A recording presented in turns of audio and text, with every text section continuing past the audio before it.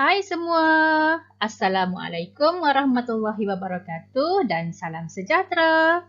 Bertemu lagi dengan Cikgu.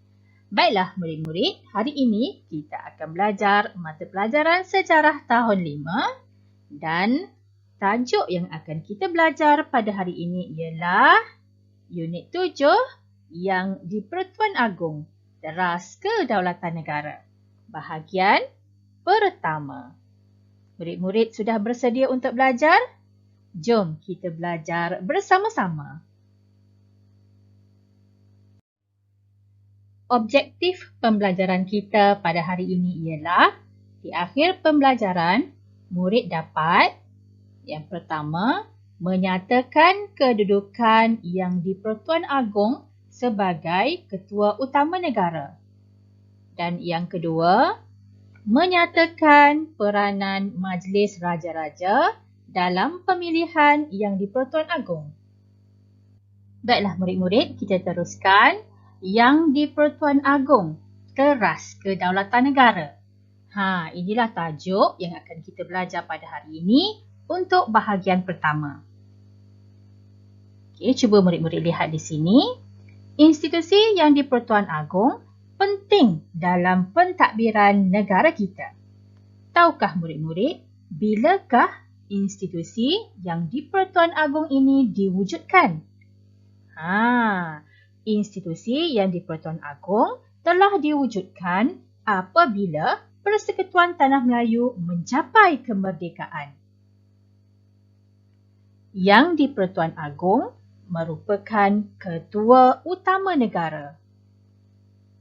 Kita sebagai rakyat Malaysia perlu mentaati titah perintah baginda demi menjaga kedaulatan negara kita. Okey, perhatikan gambar ini pula. Ini merupakan Yang di-Pertuan Agong negara kita yang ke-16. Ke bawah duli Yang Maha Mulia Seri Paduka Baginda Yang di-Pertuan Agong ke-16, Al-Sultan Abdullah Riayatuddin Al-Mustafa Billah Shah Ibni Almarhum Sultan Haji Ahmad Shah Al-Musta'in Billah. Baginda merupakan Sultan Negeri Pahang. Baginda memegang jawatan Yang di-Pertuan Agong bermula 31 Januari 2019 hingga kini. Yang di-Pertuan Agong sebagai Ketua Utama Negara. Seperti yang telah cikgu maklumkan kepada murid di awal tadi, institusi Yang di-Pertuan Agong diwujudkan apabila Persekutuan Tanah Melayu mencapai kemerdekaan. Institusi Yang di-Pertuan Agong ditubuhkan semasa Perlembagaan Persekutuan sedang dirangka. Apakah maksud Perlembagaan Persekutuan?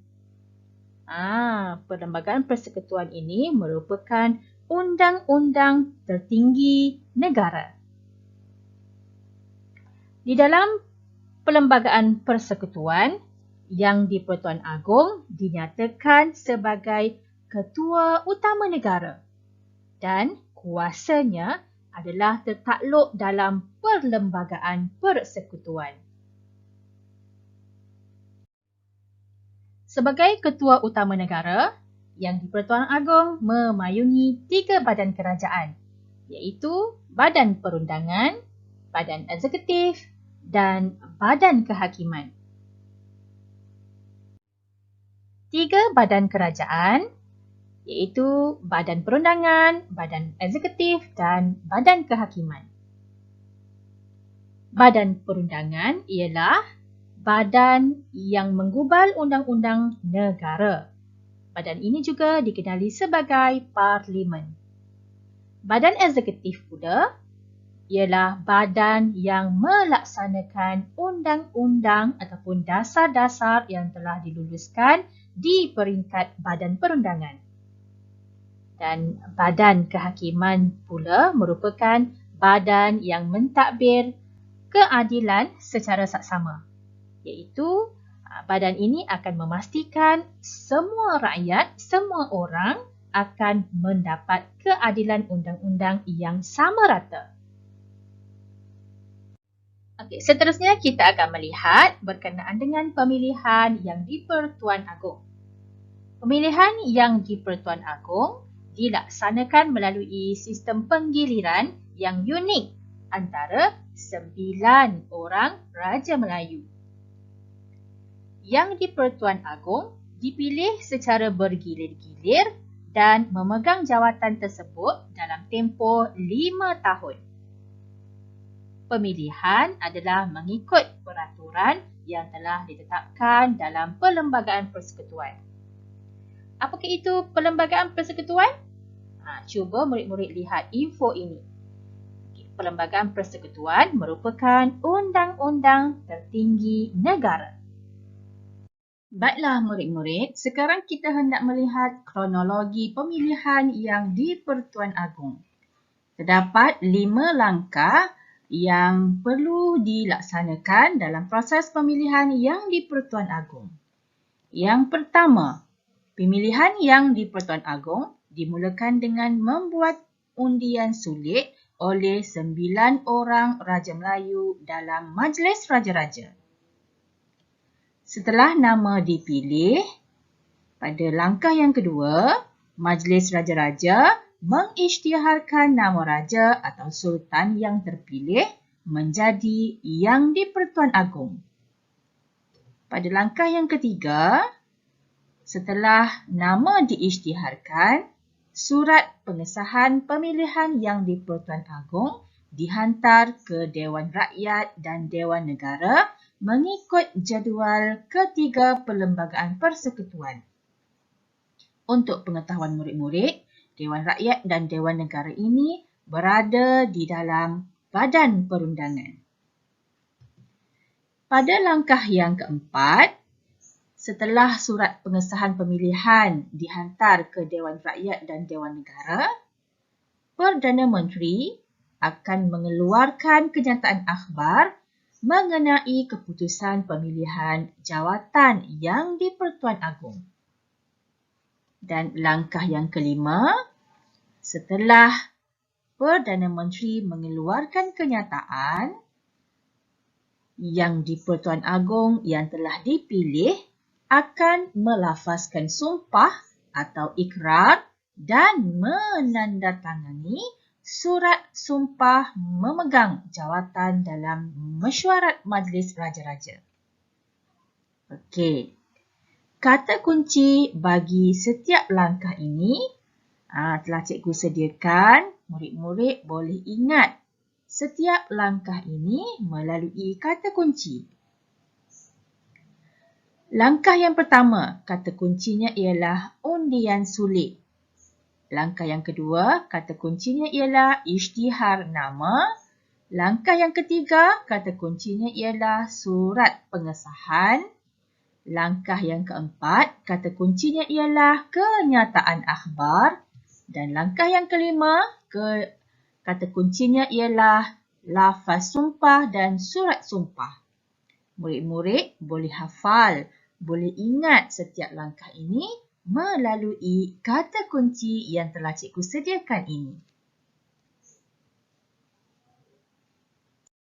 Seterusnya kita akan melihat berkenaan dengan Majlis Raja-Raja yang merupakan pihak yang sangat penting dalam proses pemilihan yang di-Pertuan Agong. Baiklah, mari kita lihat sedikit penerangan tentang Majlis Raja-Raja. Majlis Raja-Raja ditubuhkan pada 1948 bagi menggantikan Durbar. Cuba murid-murid lihat info di bawah ini. Pihak British menubuhkan Durbar pada 1896. Ketika ini, British masih lagi berkuasa di Tanah Melayu.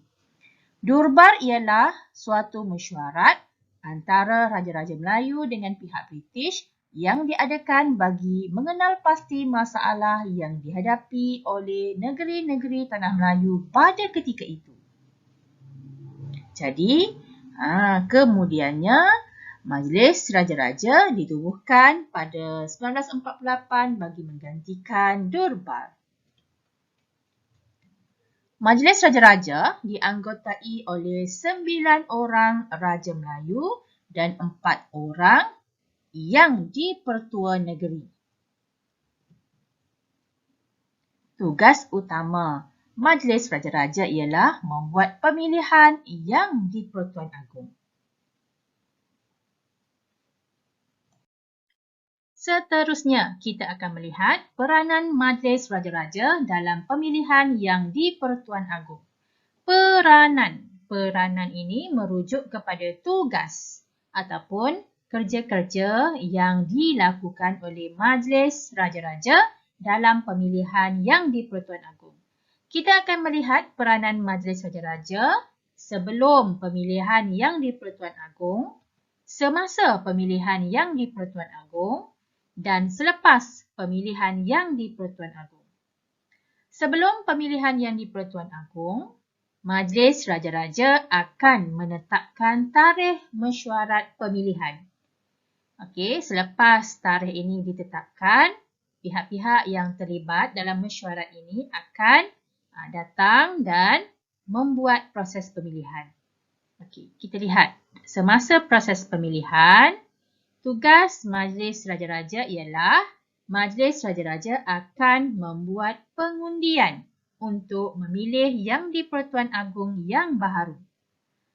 Okey, selepas pemilihan yang di-Pertuan Agong, okey, tugas ataupun peranan Majlis Raja-Raja ini, setelah selesai pemilihan melalui proses membuat pengundian, okey, Majlis Raja-Raja akan mengisytiharkan nama yang di-Pertuan Agong yang baharu.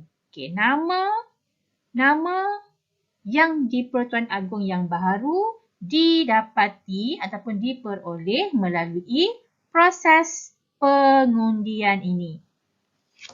Okey, jadi murid-murid boleh rujuk, boleh tengok ya, boleh kaitkan dengan langkah pemilihan yang di-Pertuan Agong yang telah kita belajar sebentar tadi. Kita boleh tengok tugas mereka dalam kedua-dua langkah ini. Okey, semasa pemilihan kita boleh tengok pada langkah yang pertama. Dan selepas pemilihan, tugas Majlis Raja-Raja ini kita boleh tengok pada langkah yang kedua. Okey, baiklah. Inilah tugas-tugas Majlis Raja-Raja dalam proses pemilihan yang di-Pertuan Agong. Yang di-Pertuan Agong merupakan teras kedaulatan negara. Pemilihan yang di-Pertuan Agong dijalankan dalam kalangan raja dan sultan-sultan mengikut kronologi seperti yang termaktub dalam Perlembagaan Persekutuan. Okey, semua proses yang dijalankan dalam pemilihan yang di-Pertuan Agong itu termaktub ataupun terdapat dalam Perlembagaan Persekutuan. Jadi kena patuhilah apa yang telah tercatat dalam Perlembagaan Persekutuan. Proses pemilihan yang di-Pertuan Agong dijalankan oleh Majlis Raja-Raja mengikut tertib dan peraturan yang telah ditetapkan dalam Perlembagaan Persekutuan. Kemudian, institusi yang di-Pertuan Agong merupakan tonggak perpaduan negara kita.